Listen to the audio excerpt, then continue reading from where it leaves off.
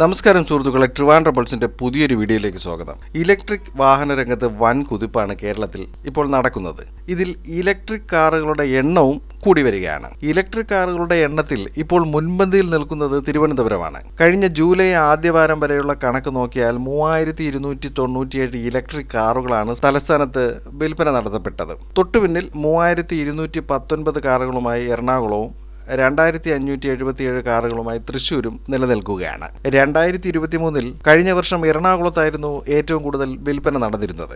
Electric വാഹന രംഗത്തെക്കുറിച്ചുള്ള കൂടുതൽ അവബോധവും ജില്ലയിലെ IT, ലൈഫ് സയൻസ്, ആരോഗ്യ മേഖല, ലോജിസ്റ്റിക് മേഖലകൾ എന്നിവിടങ്ങളിൽ ജോലിയെടുക്കുന്നവരുടെ ഇടയിൽ ഇലക്ട്രിക് കാറുകളോട് താല്പര്യം ജനിപ്പിക്കുന്ന തരത്തിലുള്ള അന്തരീക്ഷമാണ് ഇവിടെ ഇപ്പോൾ ഉണ്ടായിരിക്കുന്നത്. 2020 കാലയളവിലാണ് സർക്കാരിന്റെ നേതൃത്വത്തിൽ ഇലക്ട്രിക് വാഹനങ്ങൾ ഉപയോഗപ്പെടുത്തുവാനുള്ള തുടക്കം കുറിച്ചത്. ടാറ്റയുടെ നെക്സോൺ ഇലക്ട്രിക് വെഹിക്കിൾ സീരീസിലുള്ള 65ഓളം കാറുകൾ അന്ന് മോട്ടോർ വെഹിക്കിൾ ഡിപ്പാർട്ട്മെന്റിന് കൈമാറിയിരുന്നു. ഇത് ഇലക്ട്രിക് കാറുകളിൽ ആത്മവിശ്വാസം ജനിപ്പിക്കാനുള്ള പ്രധാന നടപടിയായിരുന്നു. പാരമ്പര്യേതര ഊർജ്ജ വകുപ്പായ അനർട്ട് ആണ് ഇതിന് മുൻകൈയെടുത്തത്. ഇതുകൂടാതെ നിരവധി പ്രചരണ പരിപാടികളും ഇതിന്റെ ഭാഗമായി തലസ്ഥാനത്ത് നടന്നിരുന്നു. ഇപ്പോൾ ഈ 65 വാഹനങ്ങളും സർക്കാരിന്റെ 25ഓളം ഡിപ്പാർട്ട്മെന്റുകൾക്ക് ഉപയോഗത്തിനായി നൽകിയിരിക്കുകയാണ്. കൂടുതൽ ചാർജിംഗ് സ്റ്റേഷനുകൾ പലയിടങ്ങളിലായി ആരംഭിച്ചതും ഇലക്ട്രിക് വെഹിക്കിൾസ് അഥവാ EVകളുടെ ഉപഭോഗം വർദ്ധിപ്പിക്കുന്നതിന് സഹായകമായിട്ടുണ്ട്. നഗരത്തിൽ PMG, ശംഖുമുഖം, നാലാഞ്ചിറ, നേമം, പട്ടം എന്നിവിടങ്ങളിൽ അനർട്ടിന്റെ ചാർജിംഗ് സ്റ്റേഷനുകൾ ഇപ്പോഴുണ്ട്.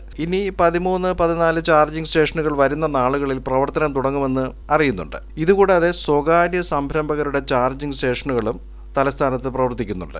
സർക്കാർ തന്നെ മുൻകൈയെടുത്ത് ഇലക്ട്രിക് വാഹന ഉപഭോഗത്തെ പ്രോത്സാഹിപ്പിച്ചതാണ് നഗരത്തിൽ കൂടുതൽ പേർ ഇതിന്റെ പ്രയോജനം മനസ്സിലാക്കി തുടങ്ങുവാൻ ഇടയാക്കിയത്. എങ്കിലും ഇപ്പോഴത്തെ അവസ്ഥയിൽ ഇലക്ട്രിക് വാഹനം സ്വന്തമാക്കുന്നതിലുള്ള ആശങ്കകൾ ജനങ്ങൾക്ക് ഉണ്ടെന്ന കാര്യം മറ്റൊരു വാസ്തവമാണ്. ശരാശരി ഒറ്റ ചാർജിൽ 300 കിലോമീറ്റർ മൈലേജ് ഇലക്ട്രിക് കാറുകൾക്ക് പറയുന്നുണ്ടെങ്കിലും ഗതാഗത കുരുക്കുകൾ, AC-യുടെ ഉപയോഗം, വേഗതയിലെ വ്യത്യാസം എന്നിവയെല്ലാം കാരണം അത്രയും മൈലേജ് ലഭിക്കുന്നില്ല എന്നാണ് അവസ്ഥ.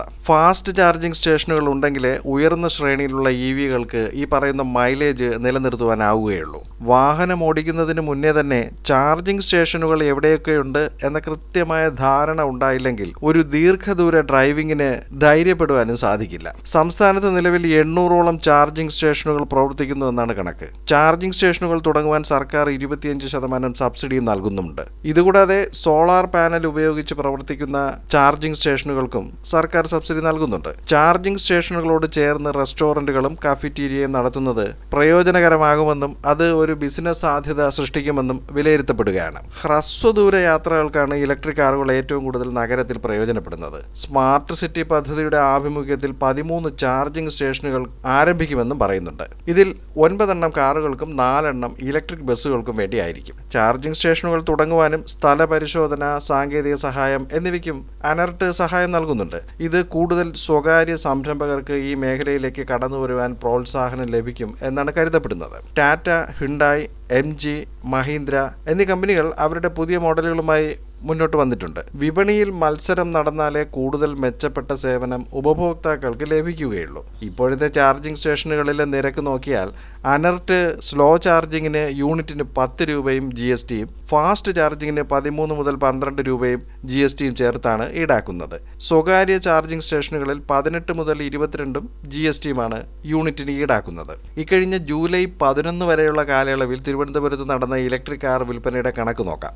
RTO പ്രകാരമുള്ള കണക്ക് പ്രകാരം തിരുവനന്തപുരത്ത് 2039 കാറുകൾ, ആറ്റിങ്ങലിൽ 233, കാട്ടാക്കട 108, കഴക്കൂട്ടം 399, നെടുമങ്ങാട് 185, നെയ്യാറ്റിൻകര 124, പാറശാല 87, വർക്കല 122 എന്നിങ്ങനെയാണ് ഇലക്ട്രിക് കാറുകളുടെ വിൽപ്പന തിരുവനന്തപുരത്ത് നടന്നിരിക്കുന്നത്. ഊർജ്ജ സംരക്ഷണത്തിലും കാർബൺ രഹിത നഗരമെന്ന ലക്ഷ്യത്തിലും ഒരു പടി മുന്നേറ്റമാണ് ഇലക്ട്രിക് വാഹനങ്ങളുടെ ഉപഭോഗം കൂടി വരുന്നതിൽ സൂചിപ്പിക്കപ്പെടുന്നത്. കൂടുതൽ മെച്ചപ്പെട്ട സാങ്കേതിക വിദ്യയും ചാർജിംഗ് സൗകര്യങ്ങളും സോളാർ സംവിധാനങ്ങളും വരും കാലങ്ങളിൽ കൂടുതൽ വാഹനങ്ങൾ നിരത്തിലിറങ്ങുവാൻ കാരണമാകും എന്നാണ് ഇപ്പോൾ മനസ്സിലാകുന്നത്. മറ്റൊരു വീഡിയോയിൽ തിരുവനന്തപുരത്തെ മറ്റൊരു വിശേഷവും കാഴ്ചയുമായി വീണ്ടും കാണാം. ട്രിവാൻഡ്രം പൾസ് എന്ന ചാനലിന് നൽകുന്ന പിന്തുണയ്ക്ക് നന്ദി അറിയിക്കുകയാണ്.